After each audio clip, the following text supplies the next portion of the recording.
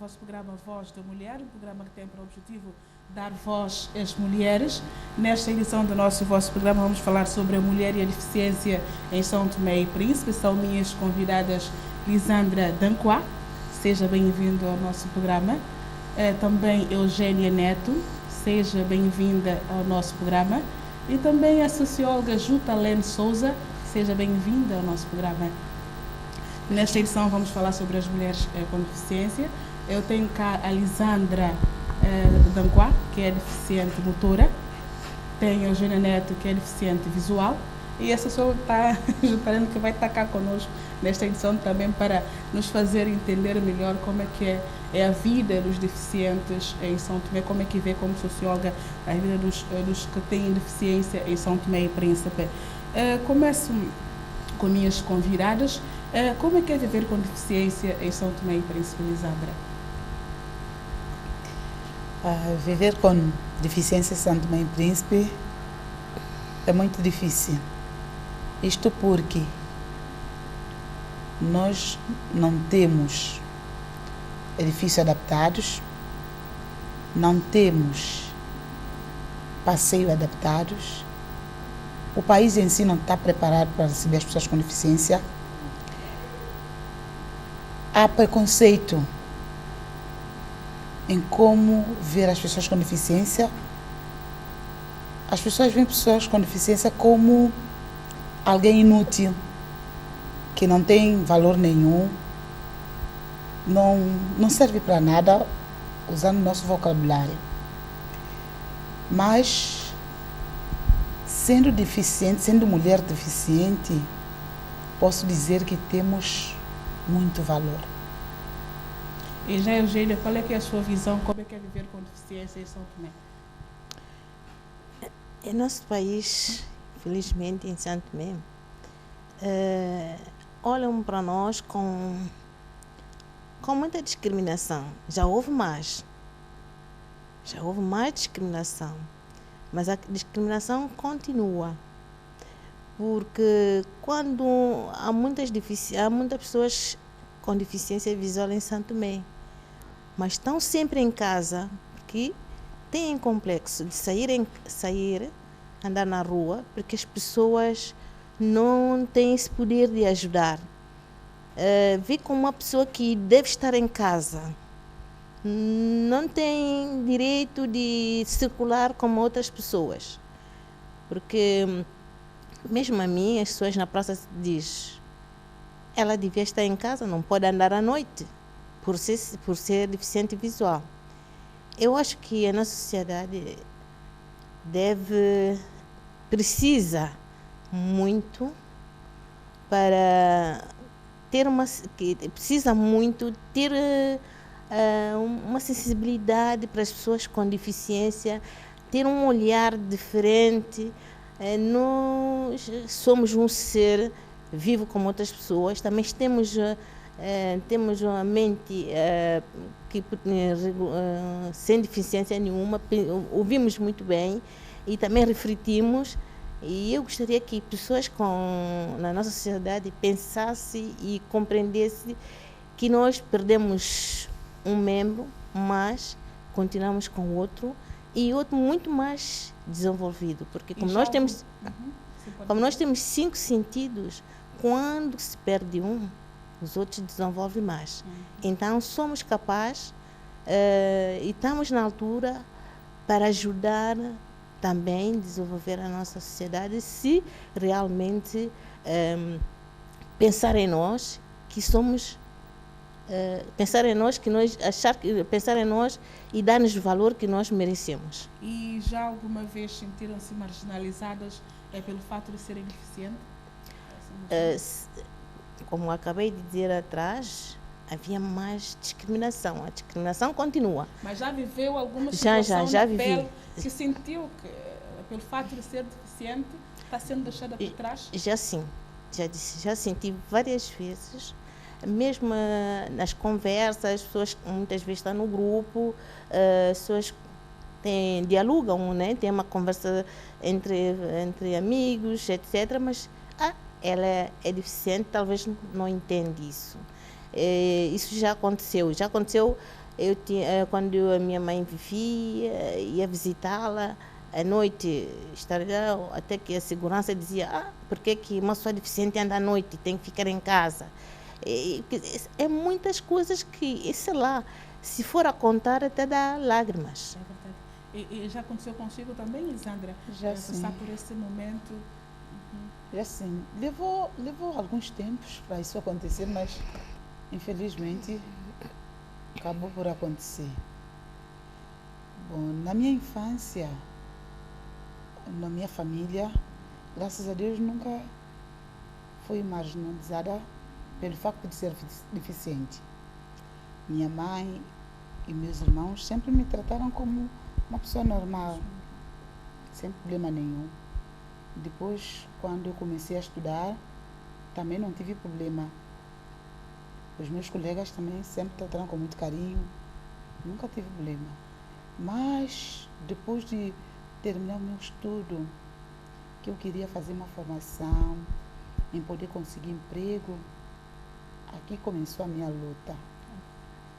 Começaram a vir as barreiras. Aqui começou a vir as barreiras, as dificuldades, muitas lágrimas vertidas. Mas não devemos desistir enquanto vivemos. Temos sempre a esperança do amanhã. E falou da infância, nasceu com deficiência ou ao longo da vida?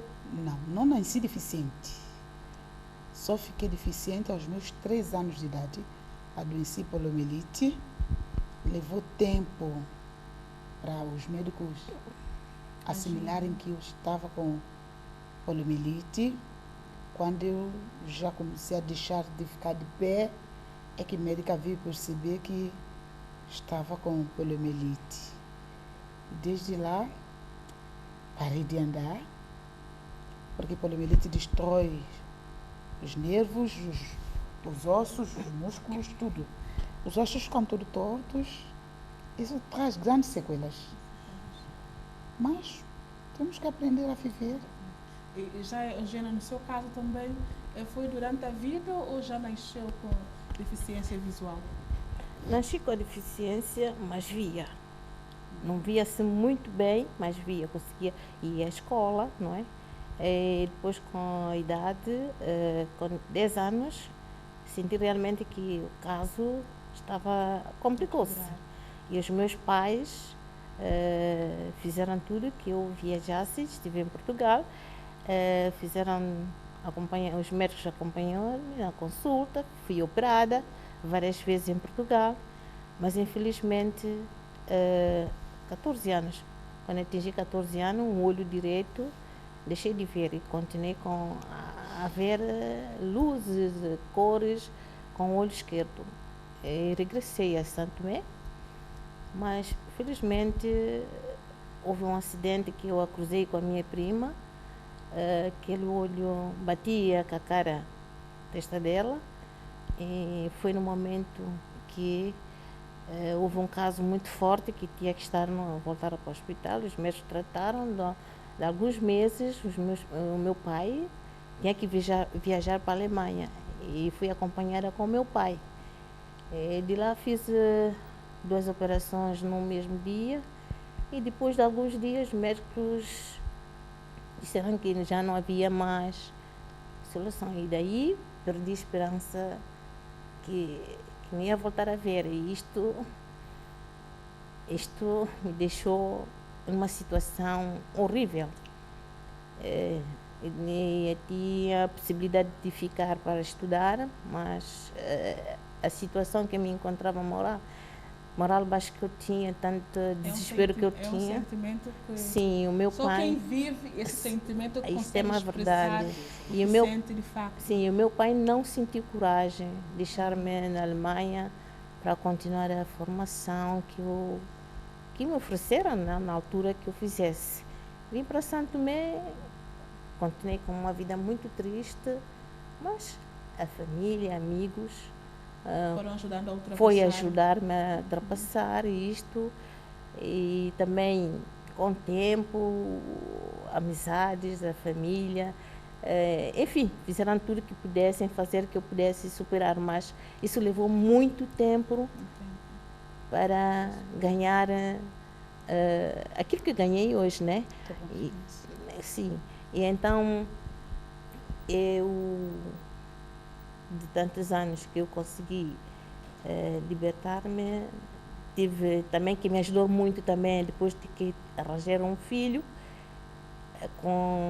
senti-me ainda mais senti motivada de vida, né? Porque ganhou um ânimo novo, uma esperança nova. Sim, uma esperança nova. Um filho é muita coisa na vida de uma mulher. Sim, tenho um filho e então pronto, a vida foi indo, com problemas e mais problemas, mas sempre nunca a família. Desistiu, sempre. Sim, sempre a família sempre, amigos, sempre estiveram do meu lado. Então, eu também é socióloga e conheço muito bem essas mulheres, né? E eu também conheço um pouco da realidade das pessoas com deficiência em São Tomé e Príncipe. Pode-se dizer que há inclusão das pessoas com deficiência no nosso país? Obrigada antes de mais pelo convite e ao mesmo tempo parabéns. Parabéns às convidadas acima de tudo, porque falar da deficiência é algo que é sempre buscar um passado, é ir buscar um sentimento, é buscar algo que no fundo deixa as pessoas novamente a regressar e a se sentir bastante às vezes deprimida. Falar da deficiência em São Tomé, eu diria, não como especialista, eu gostaria de especializar, mas faço o meu percurso pessoal. Falar da deficiência em São Tomé é algo que precisa mesmo de um estudo primeiramente e precisa de uma agenda política, mas eu falo isso enquanto socióloga, não falo como qualquer uma outra situação na sociedade, falo enquanto socióloga. A deficiência em São Tomé, para mim, requer um estudo profundo, requer, no fundo, uma atenção política como uma agenda de primeiro lugar, não algo improvisado, algo que se vá buscar porque há necessidade ou porque vamos assinar algum protocolo ou coisa de gênero. Então, entendo que atualmente tem sido algo não concreto, mas algo que surge esporadicamente. Esta é a minha visão, que é algo que surge e vamos de momento fazer barulho. E acredito que precisa-se fazer uma agenda para tal.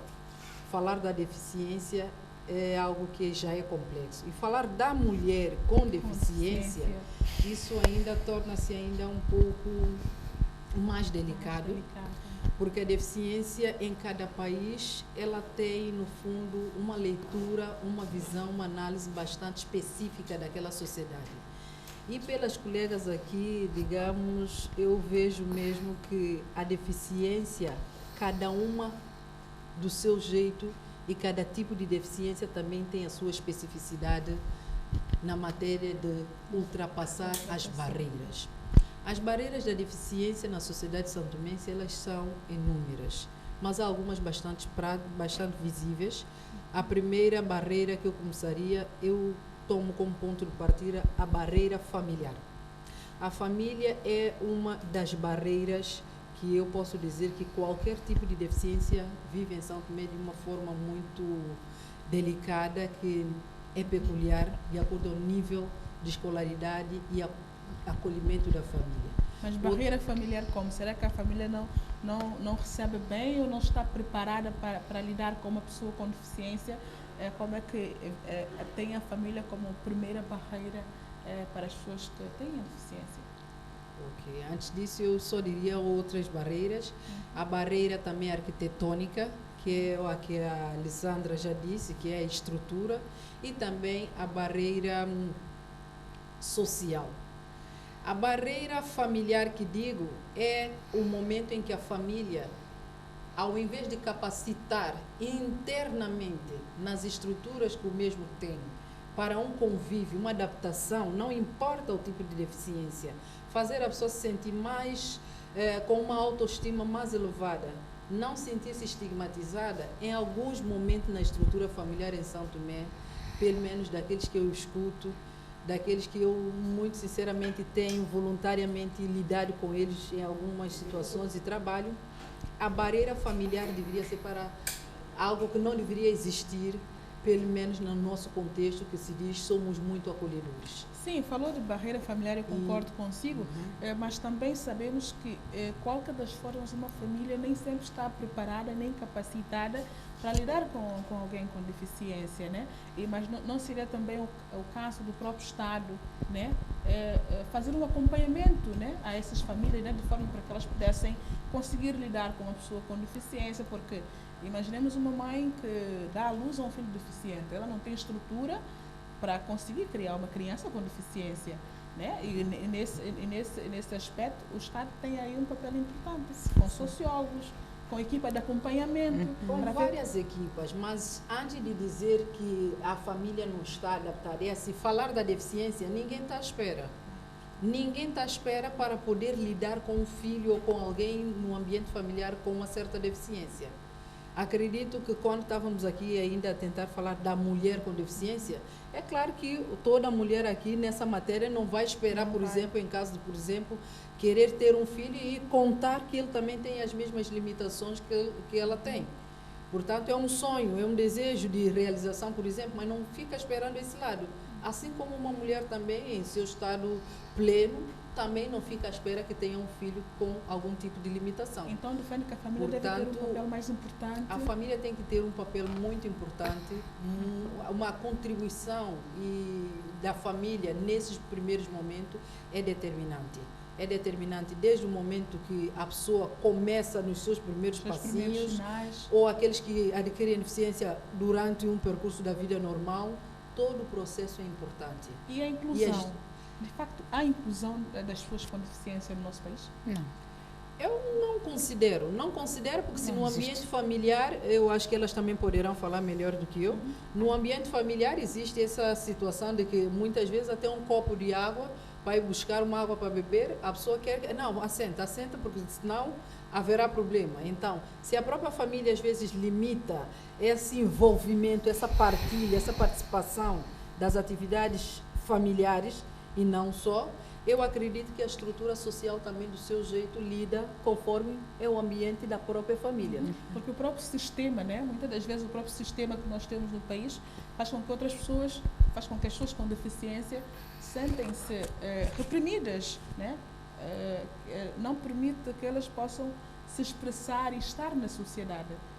O que é que a Lisandra acha em relação a isso? Falando da família, em acolher filho com deficiência, acima de tudo, a primeira coisa, uma mulher, não esperando ter filho deficiente, no momento em que ela der à luz, ela deparar com essa situação, ela não tem que ver que é um castigo, é alguma coisa que ela fez, ou muitas vezes, se você está com um homem que não é teu marido, não, ela não tem que ver por esse ponto. Um filho sempre é uma bênção. Um filho é uma bênção, porque nem todas as mulheres têm a bênção de ser mãe. Tem esse privilégio. Se porventura ele nascer com deficiência, ou no decorrer da vida haver ter deficiência, deixa ele se sentir pessoa normal. Não faz ele se sentir pessoa deficiente. Eu digo isso como exemplo próprio. Quando fiquei deficiente, não pude ir ao jardim, porque nosso jardim não está preparado para receber as pessoas com deficiência. Mas, quando iniciei meu ensino primário, minha mãe não queria que eu fosse para a escola. A tua mãe não queria que fosse à escola? Porque ela Quer dizer tinha, que a tua mãe tinha era medo. a primeira barreira que tu encontraste? Ela tinha medo como as pessoas iam reagir, como eles iam me tratar. E, na altura, eu não andava com canadiana, tinha cadeira de roda. E se eu sentisse necessidade de ir para a casa de banho, como seria? Ela tinha todo esse complexo. Mas depois eu disse para ela, a minha irmã mais velha, só temos diferença de 1 ano. Eu disse para minha mãe, eu vou para a escola. Eu não sei como, mas eu vou para a escola. Eu não fico em casa. A minha mãe disse, Lisandra, você quer ir para a escola? Eu quero ir para a escola. Ficar em casa que eu não fico. Tinha 7 anos na altura, né? Eu tinha 6. 6. Já era uma determinação, Sim. era uma coragem. Pois Era aí uma é que está a questão da coragem. Sim, era uma e as coragem. barreiras que vai se ultrapassando, ou que se acha que uma ou outra mulher que tem algum tipo de limitação e sobressai ou chama atenção na sociedade, depende de cada um. Sim, depende de E cada um. depende daquilo, ou melhor, para dizer sinceramente, é aquilo que vai sempre se dizer. O papel da mulher é muito importante. Mãe. A mãe se deu força ao filho nesse momento, o filho vai. E se o filho, ao fazer, como é o caso dela, né, fez o pedido à mãe, a mãe, no fundo, apesar do medo, acaba dando coragem quando ela aceita. Porque se a mãe constituísse a barreira e dissesse, não, eu tenho receio, convém não estudar, convém nem sair de casa, só para não quebrar mais uma perna, não aconteceria. Portanto, eu acho que aqui é outra questão, que é a própria autoestima, a coragem da própria pessoa. Há um conjunto de situações que a própria pessoa vem durante a sua própria infância, esse ambiente familiar, tudo isso que a pessoa se constrói e assim vai lidando, adaptando. Eu acho que a deficiência em São Tomé, ela se adapta à realidade. E não a estrutura está já adaptada para os deficientes. qualquer tipo de deficiência. Minha mãe não tinha condições. Minha mãe é casada, sim, mas, como sabem mesmo, com casamento de mulheres santomense. Meu pai não estava nem aí. Para dizer que meu pai não tinha condições é mentira. Meu pai trabalhava no aeroporto, tinha condições para isso. Minha mãe é só dona de casa e ela fazia negócios. E eu queria estudar. Onde que ela ia vir cadeira de roda para mim? Onde que ela ia vir canadiana para mim? Então isso mostra que a mãe, isso quer dizer que desde sempre a mãe é que foi sempre sobrecarregada com todas as questões da educação. Da educação é mãe. Tirando, né? Porque há pais que são pais de verdade, né? Não podemos dizer que há pais que são pais, né? Que cuidam dos seus filhos. Mas o que eu posso notar aqui na sua história é que a sua mãe é que sempre esteve. Minha mãe que sempre esteve. Nós somos 7. Depois vi falecer uma. Eu sou deficiente nesse meio. E minha mãe tinha que batalhar para mim, porque eu queria estudar, queria ser alguém. Eu tenho minha tia freira, irmã de minha mãe é freira. Ela escreveu carta para a minha tia dizendo, Lisandra quer estudar. Ajuda-me porque Lisandra quer estudar. Então quer dizer que a sua cadeira de roda chega para si, sim, através dessa carta? Sim, através dessa carta. Minha mãe escreveu para minha tia, na altura, Madre Inês, que eu acho que todo mundo conhece. Minha tia disse, Eva vai lá para Tornato, vai ter com a Inês. Leva ela, vai ter com a Inês. Tinha que me dar cadeira adaptada, para não ser maior que eu. E canadiana também, de acordo com a minha deficiência. E a Inês foi uma pessoa que, um espelho na minha vida. É uma mulher guerreira, mesmo sendo freira. Força que eu tenho hoje, minha mãe que me deu, depois mãe Inês que me deu, irmã Inês que me deu. Porque ela me deu cadeira, demo canadiana, ela disse, Lisandra, você vai para a escola com as duas coisas, mas para ir para a casa de banho, usa a canadiana, vai. Para vir para casa, teus irmãos vão te buscar. E é preciso que nós sejamos essa pessoa que de facto vai fazer algo que vai mudar a vida de alguém, né? Porque o papel que a Madre Inês teve naquela altura foi positivo para mudar a sua vida, né? Nós devemos ter essa consciência de ajudar o nosso próximo. Existem nós estamos a ver alguns sinais, né? Existe a escola para pessoas com deficiências áudios, né? Visuais, né? Eu gostaria de completar a conversa da Lisandra. Sim, pode completar?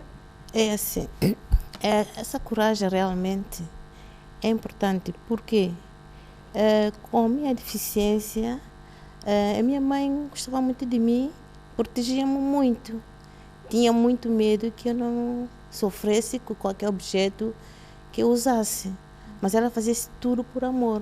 Mas tinha uma madrinha que eu vivia com ela, ela deixava-me à vontade.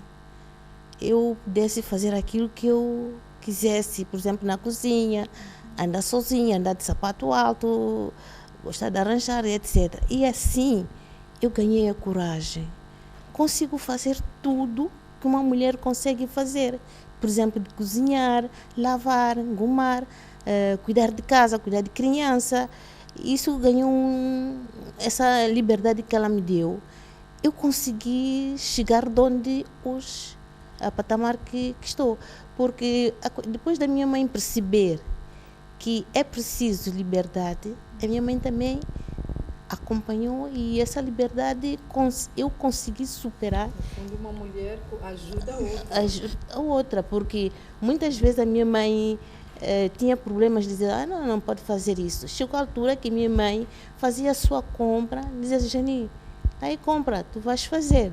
E então assim consegui aprender a fazer, cozinhar, fazer bolos, biscoito, cuidar de mim, cuidar dos outros.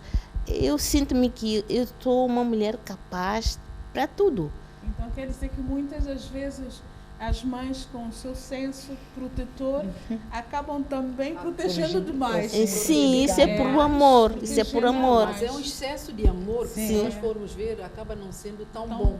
Tão bom. A proteção do amor em excesso acaba fazendo com que a pessoa viva mais com uma certa dependência, não tenha a disponibilidade de, no fundo, vir a ganhar a sua autonomia, deixar, por exemplo, uma pessoa com a situação de invisual, é bastante doloroso para uma mãe ver que o filho vai bater com a cara sempre na porta, por exemplo.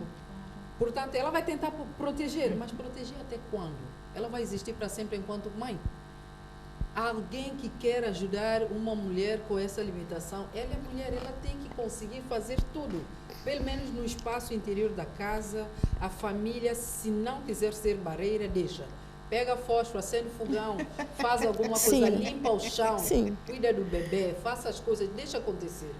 Deixa acontecer. Acompanha até o momento que essa própria pessoa que está a acompanhar enquanto família sinta, no fundo, confiança. Mas depois desse momento, eu acho que elas vão fazendo como elas mesmas estão dizendo, eu acho que vai acontecer. Porque hoje a minha família sente muito bem à vontade comigo, até que dá a impressão que eles...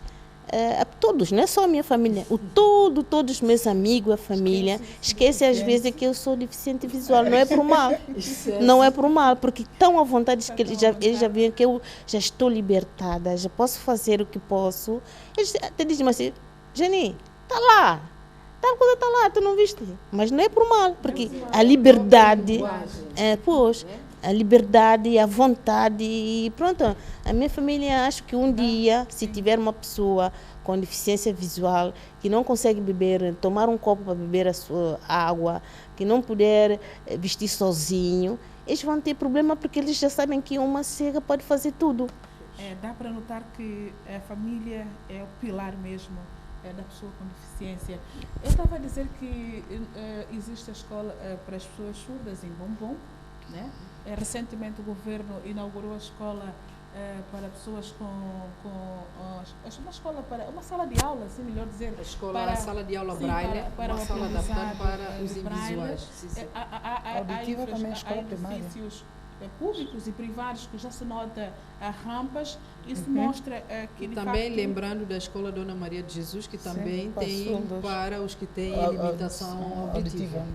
Sim, já faz do primeiro à quarta classe e já existe um outro grupo também na escola preparatória. Já. E quanto aos que têm problema de cadeira de roda, esses não seria tão problema. O problema seria os materiais de compensação, a cadeira, as muletas, essas questões todas. Mas já frequentam o sistema do ensino regular.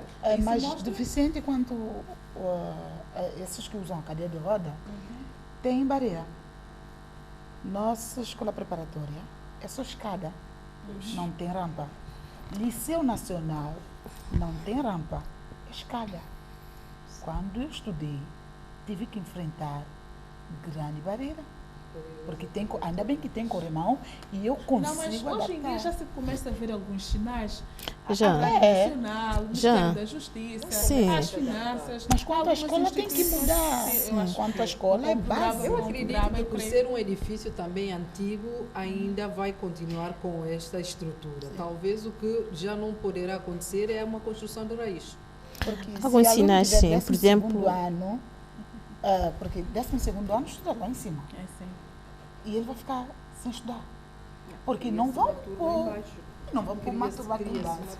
Mas acho que é algo a ser estudado, né? E acho que o governo está sensível, tem dado sinal de alguma mudança. Tem. Eu creio que. Tem. Temos que ser confiantes, temos que Oh, acreditar. Eu acredito Tem. que socialmente as coisas já estão ganhando Sim, de Vai caráter. mudar. Por exemplo, o CST, nós, Aí de deficiente louvar, visual, sequer já tem um som, né? Que diz o número, Sim, tem um rampa. som, né? Sim, Diz tem o nome da rampa. célula, pessoas cega podem acompanhar, saber qual é o número de sua senha. Isso já é Isso é um. muito tá bom. indo, Isso é sinal leve, que as coisas estão pouco indo. a pouco as coisas vão mudando. E é mesmo assim, temos que ter esperança, temos que ter fé. Né? E fomos também ouvir, falar com outras mulheres com deficiência. É uma reportagem que eu sei que vocês aí em casa vão gostar bastante.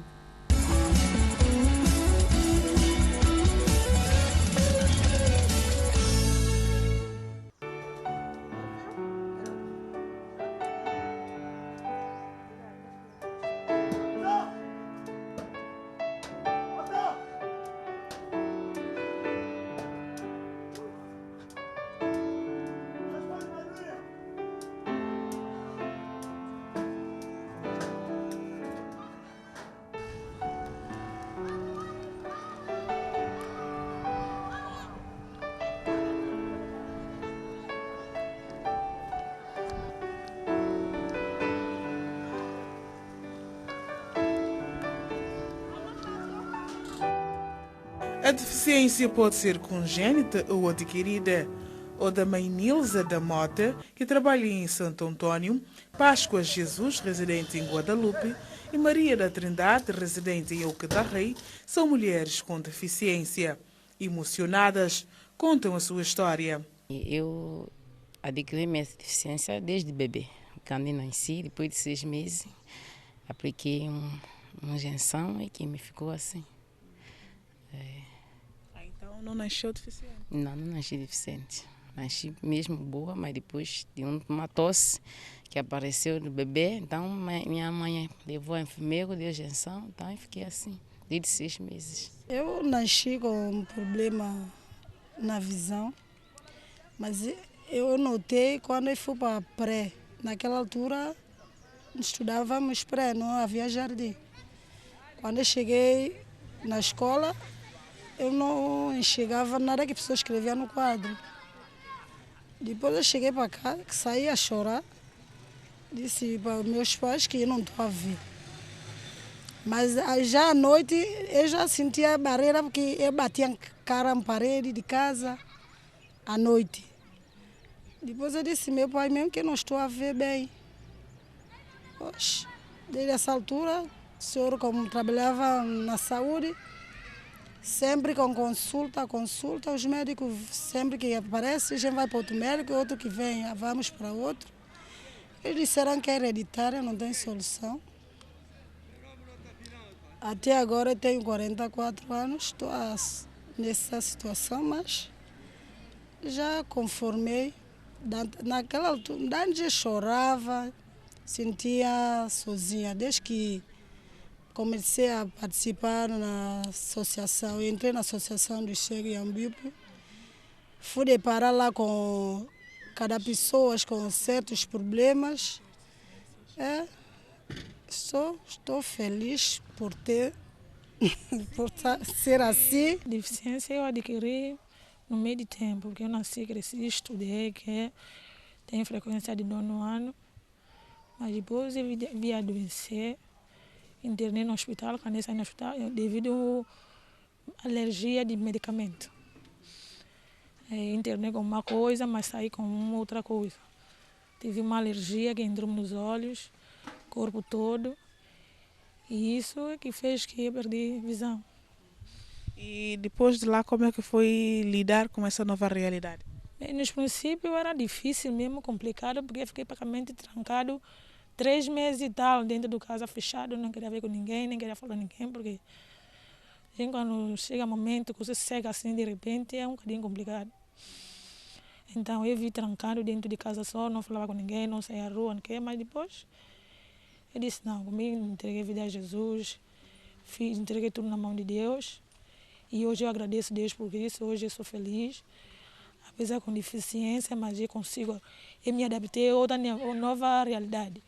Apesar das barreiras provocadas pela deficiência, elas não desistem e lutam pela sobrevivência. A viver com deficiência em Santo Tomé e Príncipe não é fácil, porque nesse país que nós encontramos, se a gente não fazer um esforço sério, a gente não consegue fazer nada. E depois, com deficiência ainda é pior. Porque se nós que somos deficientes não batalhamos com nossa própria vida para procurar nossa parte, né? Nosso dever, nós não vamos conseguir nada mesmo porque alguém não faz por nós. Então nós próprios temos que decidir tomar iniciativa em levantar e fazer alguma coisa.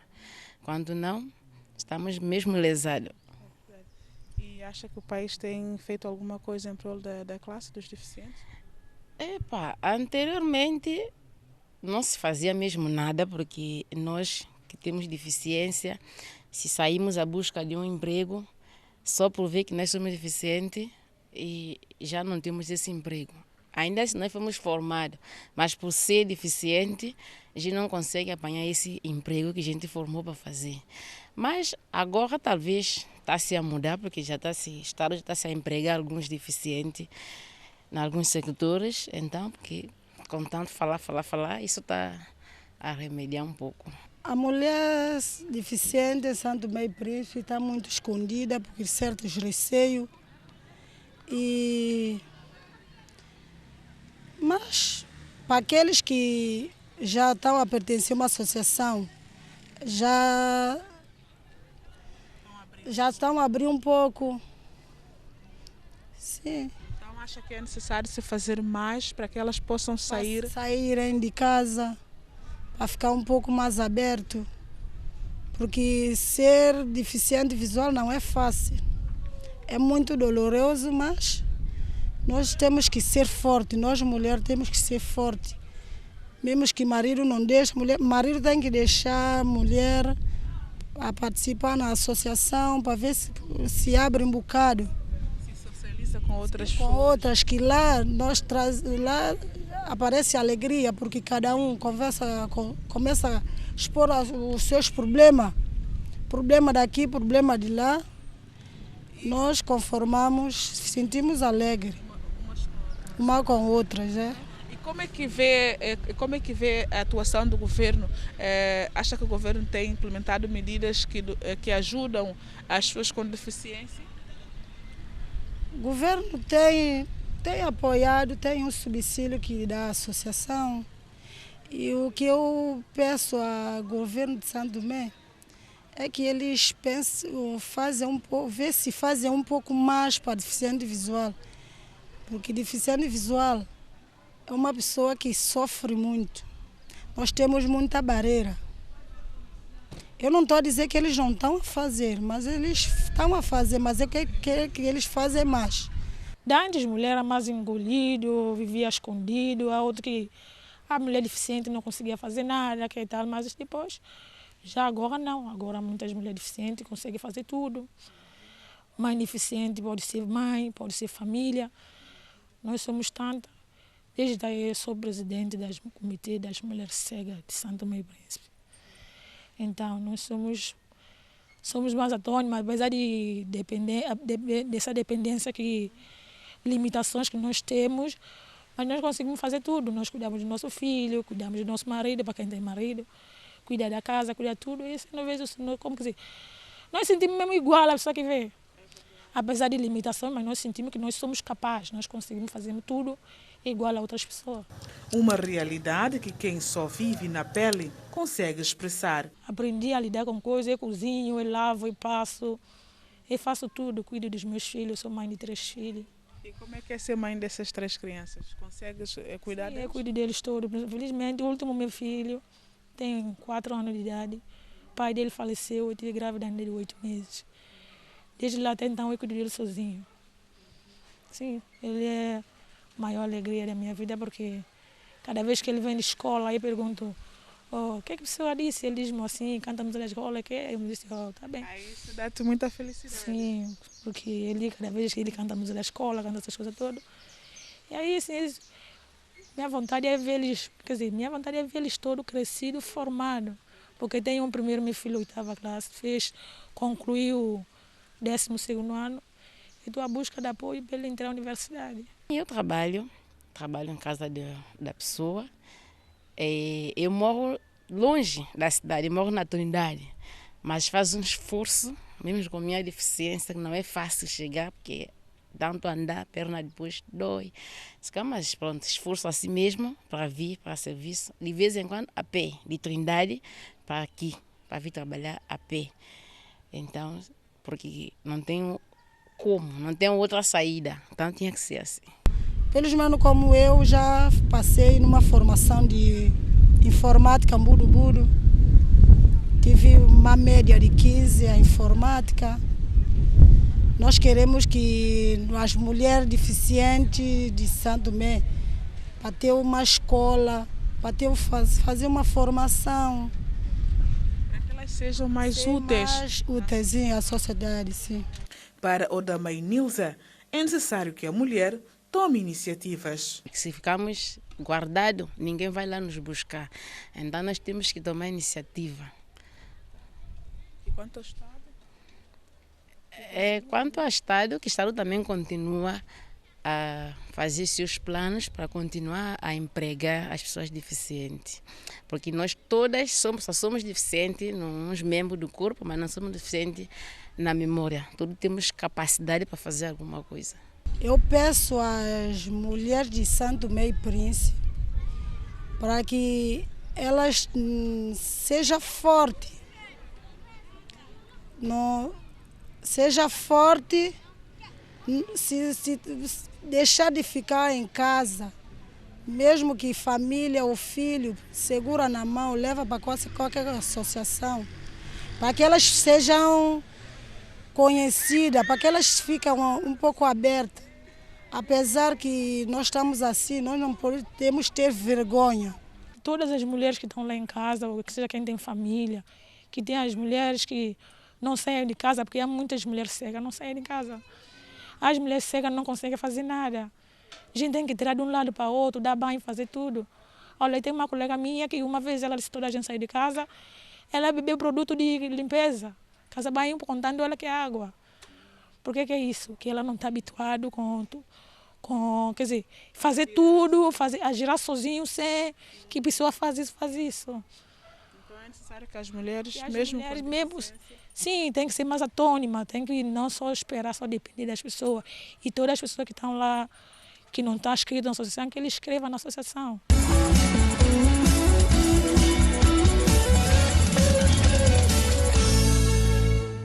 Vendo essas histórias de vida dessas mulheres que apesar da deficiência, não se limitam, enfrentam barreiras para poder criar os seus filhos, poder realizar as suas atividades, até chega a ser emocionante ver como é que vocês conseguem ultrapassar as barreiras, porque elas existem, né? São muitas. Como socióloga, falou daqui da família, das infraestruturas, mas há outras barreiras na sociedade também que impedem o deficiente, a pessoa com deficiência, de se instalar na sociedade. Com certeza. Barreiras essas que algumas terão mesmo que com o tempo, não só com as políticas, as legislações e muito mais, mas que são barreiras que eu acredito que terá que ser ultrapassada com algumas pessoas, posso dizer, com uma certa vontade e garra, como esses senhores cá estão, e também algum pontapé de saída das próprias organizações de deficiência que existem E devemos lembrar que a deficiência ela não centra somente nesses dois, que nós temos essas duas demonstrações cá, que seria a deficiência física, visual, mas existe também a deficiência mental e existe também a deficiência auditiva. Portanto, essas deficiências todas, elas devem ser vistas cada um no seu espaço e ser vista com total diferença e toda a sua especificidade, porque cada deficiência, ela merece um tratamento diferente. E lembremos que as mulheres, por exemplo, aquelas que têm problema mental, alguns desses problemas que elas enfrentam, como mulher, é muito difícil. Hoje nós temos estado a ver muitas mulheres com problema mental grávidas. E isto é algo que incomoda, porque socialmente, se nós formos ver, lá vem o problema social. Sim, de quem social. pertence o filho, como é que se vai resolver futuramente o problema, como é que se consegue, no fundo, há que se encontrar alguma alternativa, mas são todos esses processos que têm a ser estudados, não só no âmbito familiar, mas também na própria estrutura do Estado, isto é, concretamente, o hospital. Há que se pensar essas possibilidades. São muitos assuntos. E todas as mulheres, cada um no seu espaço, tem que ser pensada de acordo com a sua limitação. Que, de facto, tem que se dar essa mesma atenção. Eu quero fazer uma pergunta um bocado mais pessoal, né? As minhas convidadas, a Eugênia disse que tem um filho ou uma filha? Um filho. Como é que é com as limitações que tem, né? Como é que é formar família? Como é que é a vossa convivência com o vosso parceiro? Há limitação ou conseguem ultrapassar essas barreiras e ter uma família, ter um bom convívio com o vosso parceiro em casa? Infelizmente. Esse tema é pertinente. Falar do filho, falar da vida. Bom, acho que é um bocadinho complicado, mas só que eu tenho a dizer que, pronto, ter um filho é sentir uma alegria, não é? Sentir-me que, pronto, a vida é bonita, né? Devo seguir a vida. E também dizer que, sabe, na nossa vida há muitos desafios. A gente tem que enfrentar esses desafios todos. Mas enfrentar desafio num bom sentido, a gente consegue superar muitas coisas. Então, eu desafiei a minha vida num bom sentido. E neste bom sentido, encontrei. E como encontrei, eu também penso de ajudar outras pessoas também, moral, né? Que tenha coragem, que a vida mantém, nós podemos... Não tem encontrado nenhum obstáculo para cuidar do seu filho, ajudá-lo no seu dia a dia, não tem encontrado obstáculos, apesar da deficiência? Sabe, encontrei, mas superei. Será que foi o mesmo caso da Lisandra? Bom, eu sou diferente de Eugênia, porque eu consigo força para lutar para tudo, mas esse parâmetro eu estagnei. Porque não houve ninguém que superou ou não quis? Eu... Desculpa lá, homem santomense, mas tem que falar. Que a verdade seja dita. Homens santomenses são muito preconceituosos, muito ignorantes. Mesmo se eles amarem alguém deficiente, pelo fato de a pessoa ser deficiente e sua família não aceitar, ou seu amigo tiver algumas palavras, algum preconceito, ele limita em fechar-se, matar aquilo que ele sente, pelo fato de o que outras pessoas pensam e acham. Eu limitei porque eu gosto muito de mim. E acho que esse é o primeiro sentimento, Esse é o primeiro sentimento. Devemos, assim, nobre, né? Devemos gostar primeiramente Gosto de nós. muito de mim, sinto-me bonita, sinto-me jeitosa, como uma mulher como outra qualquer. E eu não aceito em ser um objeto na mão de outra pessoa qualquer. Quero ser amada e também amar. Quero ser amada e amar. Jutalene, isso é muito essencial que a própria mulher, mesmo sendo portadora de deficiência ou não, que ela se goste, que ela se valorize e que ela se sinta capaz, que ela saiba que ela tem um lugar na sociedade. Mas isso depende da própria mulher. Isso depende da própria mulher. E isso é que nós devíamos pensar. Todos nós.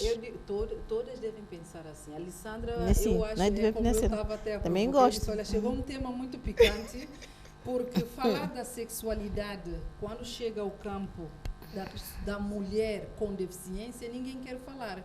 Mas para realmente, como diz a Alessandra, como objeto sexual, eu acho que pronto, sem problema.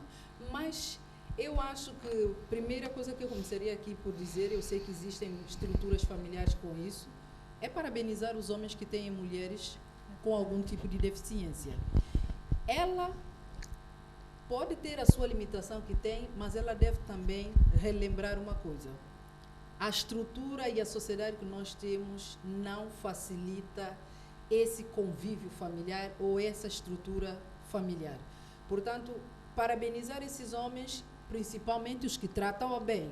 Não são aqueles que têm e a cada momento que se sente estigmatizado, marginalizado, chega em casa e maltrata a mulher. Não. É aquele que tem mesmo como seu troféu, tem mesmo como seu amor da sua vida. Por quê? Porque a mulher pode ter todas essas limitações e ele estar com ela e, no fundo, ele enfrenta outro aspecto. É a família dele. Os comentários familiares, os comentários das amizades. E, portanto, vem aquela historinha, se é muito bonita, diz, tua mulher é muito bonita, mas ela com tal problema não dá. Portanto, essa constitui uma barreira.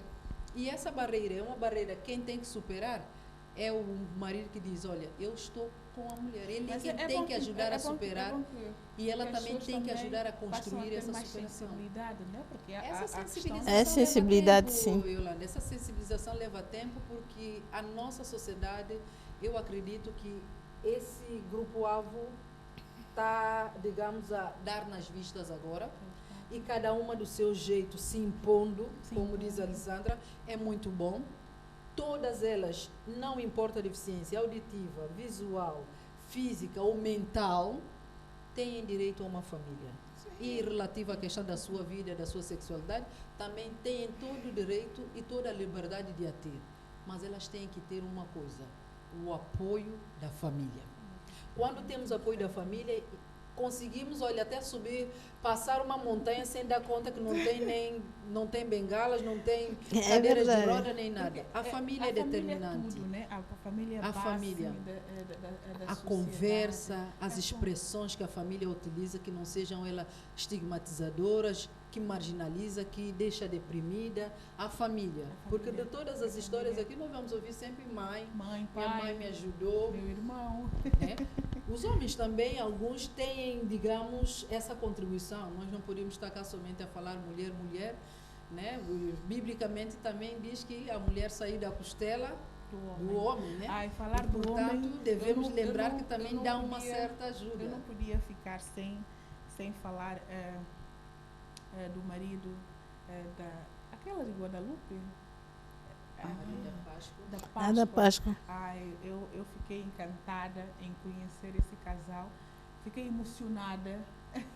Porque tem que amar mesmo. O marido tem que amar. Não, esse casal só com amor. Esse casal, enfim, e eu espero que outros companheiros, que outros tomem também, como exemplo. Sim, tomem como um casal que eu, por acaso, conheço, convivo. Eu fiquei bastante emocionada. Parabéns para o casal. Porque não é todo casal que consegue apoiar a esposa e saber que até a própria deficiência da mesma é uma deficiência hereditária. Sim, a doença da mesma é hereditária. E tem mais duas irmãs que são deficientes. E é algo hereditário. Portanto, há homens que logo poderiam dizer, mas por que voltar a ter filho com uma mulher que eu já sei que essa deficiência vai passar de geração em geração? É verdade. Portanto, é sempre uma coragem. É sempre bom enaltecer homens que têm esse comportamento. Certeza.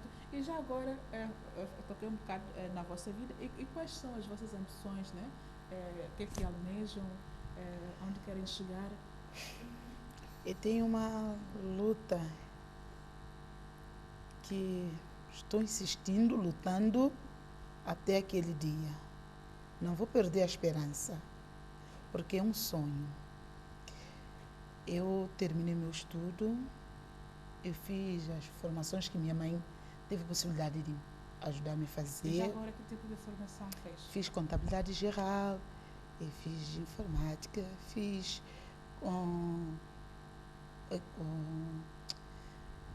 são tantas que É uma mulher bem terminei preparada. liceu. É bem preparada. E eu nunca parei, mas eu sempre quis um emprego. Sempre lutei, tenho batalhado por um emprego. E nosso Estado não quer me dar um emprego. Isso eu digo sem receio nenhum. Fiquei durante 8 meses a falar com o ministro de Saúde acerca desse assunto, em ajudar-me a conseguir um emprego. Todos os dias estou lá, todos os dias. Minha mãe nem tinha falecido, porque eu disse, minha mãe vai falecer, o que será de mim? Como eu vou sustentar-me? Sempre aí para lá, e sempre. Chegou numa altura, ele sempre só falava, a secretária vai atender-me, que não consegui ter. Mas não desistiu. Não desisti. Eu já não fui para lá, mas fui para outro lugar. Mesmo assim é preciso bater de porta fui em para porta. outro Porque sítio. uma de certeza há de abrir. Eu acredito que uma de certeza há de Meu abrir. irmão tem me ajudado também a procurar. Eu não vou desistir. E Eugênia, qual é que é a tua ambição? O que é que almeja? A minha missão agora, quer dizer, eu digo que a minha juventude já passou, não é? Mas a vida continua. A vida continua. E a minha... É uma pessoa bastante jovem. A minha vida continua. Eu gosto de mim, cuido de mim, também gosto de ter muitas amizades e pronto. Eu acho que gosto, como sou dirigente da associação, né? Presidente da associação, tenho a ambição de ajudar as pessoas com deficiência como eu, para criarem coragem de enfrentar a deficiência nessa escuridão que vivemos. Quando consigo libertar uma pessoa ou outra, superar essa deficiência, para mim é felicidade. Eu vou empenhando sempre, fazendo esse trabalho que eu sinto-me bem, sinto-me feliz e sinto-me, sou uma pessoa útil. E para mim e para os outros. É um exemplo. Eu até queria fazer já uma pergunta, Eugênia. Tem ideia de quantas pessoas... Já agora, pode fazer. Tem ideia de quantas pessoas, numa situação de depressão por deficiência adquirida ou de nascença, conseguiste ajudar a mudar de ideia e ter essa aceitação da deficiência que vive? Olha, são tantas, mas para não exagerar muito, eu digo pelo menos uns 40 já conseguiu, mas... Já é muita gente. Já ajudou muita vida, 40 pessoas. E já agora, sabemos que há muitas pessoas que estão em casa a nos assistirem, pessoas com deficiência, pessoas sem deficiência. Eu começo por si como socióloga. Qual é a palavra de incentivo, né? Que palavra dizer a essas pessoas? Para que elas possam não se esconder, mas sim viver, porque muitas nem vivem. E já agora o Estado, né? O que deixa o Estado, sabemos também que o Estado também tem um papel bastante importante na inclusão das pessoas com deficiência. Que palavra como socióloga também deixa o Estado? Bem, para o Estado, em primeiro lugar, é colocar na agenda, é colocar-se no lugar das pessoas com deficiência, é ter uma visão de pôr-se no lugar do outro e ter isso como agenda em primeiro lugar. O país é pequeno, hoje com a questão da globalização, nós podemos ver que o número da deficiência aumenta e a deficiência muitas vezes não são elas apenas de nascenças e muitas delas pelo risco que se vive hoje na sociedade são inúmeras. Posso dizer, uma pessoa pode estar no passeio de uma estrada pública, uma motorizada atropelar ou ela cair, bater com a cabeça, perder visão ou ter um problema e ser amputado num braço ou numa perna. Portanto, hoje a situação de risco é maior. a vida não se consegue dizer, o futuro não se prevê. Digamos, é inevitável prever o futuro. Mesmo dentro do teu quintal, não sabes em que momento pode um acidente acontecer.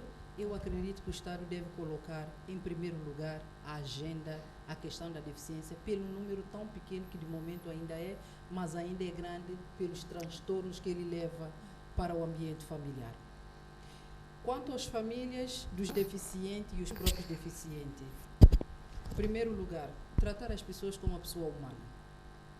Em primeiro lugar, pôr-se um pouco, ter a empatia mesmo, total, porque pôr-se no lugar delas para tentar entender esse sentimento de revolta, de indignação, de muitas vezes de não vou conseguir mais voltar atrás neste processo.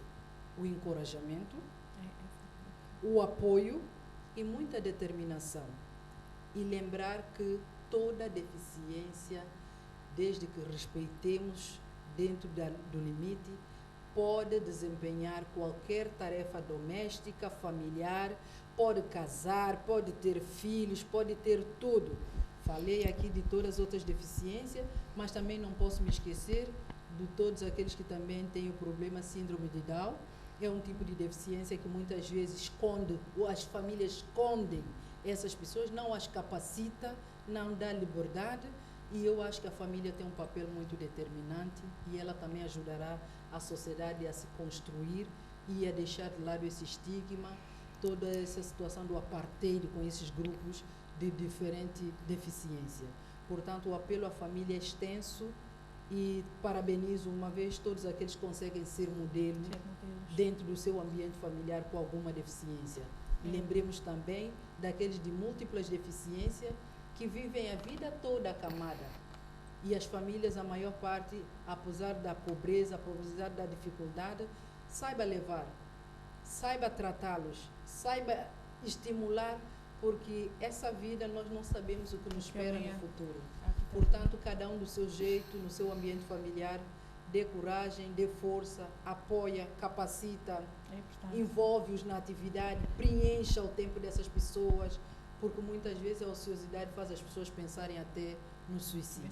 E nós não gostaríamos que a sociedade de pessoas com problemas de algum tipo de deficiência, todas pensassem e vivessem assim. Portanto, é o meu apelo e parabenizo todas que, do seu jeito, conseguem superar. Já, Eugênia, qual é a palavra que deixa as pessoas que nos assistem? Primeiro eu quero dizer ao nosso governo que há uma obra, existe uma obra do país que é a cidade, né? Que tome em conta dos passeios que está a ser reparado, né? Sim, para terem uma conta de... Existe como pessoas com deficiência, cadeira de roda, serem um tratamento, um passeio, não ter muitos postos no meio, saber regular os postos no próprio respectivo lugar que facilita as pessoas cadeirantes e pessoas com deficiência visual, qualquer deficiência, porque quando as coisas estão sempre em cima do passeio, as portas, e isso perturba muito a nossa deslocação, e já que já está em obra, para pensarem já pensar nas pessoas com deficiência. Bem sei que também se construírem alguma coisa que pensa para as pessoas com deficiência, não pensar lá e resolver. Nada para nós sem nós, porque só nós é que sabemos a nossa realidade. Muitas vezes nós podemos assim, olha, eu vou fazer, construir uma mesa ou uma casa desse jeito, pronto, qualquer pessoa consegue viver, mas já nós, deficientes, há sempre, sim, é isso, que tenham em conta que nada para nós sem nós, porque se acontecer antes de nós, se nós não tivermos presente, é a mesma coisa que nada, também não conseguimos usar, não conseguimos utilizar, não conseguimos fazer nada. E pessoas que estão em casa? E as pessoas também que estão em casa, que tenham muita coragem, a vida é muito bonita, Sei que há muitas pessoas com deficiência que pensam de ir para o outro lado do mundo, mas nós não sabemos como é que o outro lado do mundo é, sabemos que é este mundo aqui, nós conhecemos. Aliás, não há ninguém que foi e voltou Pois, para contar como e é. então vamos encorajar e somos capazes, temos muito para dar. Temos para dar à nossa família, aos nossos filhos, nossos amigos, quem tem seu marido também tem muito para dar, tem muito carinho para dar. Então, junto com todos, podemos ter uma força maior para superar a deficiência que temos. Porque a deficiência que temos não é o fim do mundo. Eu tenho a certeza que não é fim do mundo. Se eu penso que não é fim do mundo, acho que todos também devem pensar. Aqueles que têm em casa, que se sentem isolados, que não têm amigos, procuram ter amigos, precisam conversar, que a vida é muito bonita. Só. E a vida não acaba A vida não acaba de deficiência. Lisandra, qual é a palavra que as pessoas estão em casa a nos assistirem? Bom, a mensagem que eu deixo, você que é deficiente, não se sinta inferior a ninguém. Você é um ser importante. Ergue-se, levante a tua cabeça, lute para conquistar aquilo que você almeja. Seja sempre sorridente, lute em deixar-te bonita, não te menospreze, seja guerreira. Se caíres, Levanta. Ergue a cabeça. Vamos andar. Continua andando, sorrindo. É verdade. E para as pessoas ditas sã, coloque sempre no lugar do outro. Porque o nosso futuro não depende de nós. Se você gosta de alguém que é deficiente, gosta de alguma mulher, uma rapariga que é deficiente, não te condene à infelicidade porque aquela é deficiente. Porque a felicidade não está na aparência da pessoa. A felicidade está no interior da pessoa. Por isso, quero te dizer que mulher deficiente é uma mulher como outra qualquer. Tem a sua limitação, mas é mulher. Mas também tem amor para dar. Ter amor para dar. É carinhosa. Enfim. Pode ser dona de casa e tudo que ela quiser. A mensagem foi muito bem passada. Profunda. Foi profunda, foi intensa. Eu sei que as pessoas em casa escutaram e gostaram também, como eu também aqui desse lado gostei. Eu quero agradecer-vos imenso pelo fato de terem aceito o convite da televisão São Tomense para estarem aqui no programa Voz da Mulher. É por isso que nós mulheres percamos a vergonha, né? Saibamos que nós somos capazes, devemos tirar dentro de nós o medo, porque muitas das vezes o medo nos impede de chegar a outros patamares. Por isso que eu peço que vocês continuem a ser essas mulheres que são maravilhosas, guerreiras. A Eugênia está tão bonita.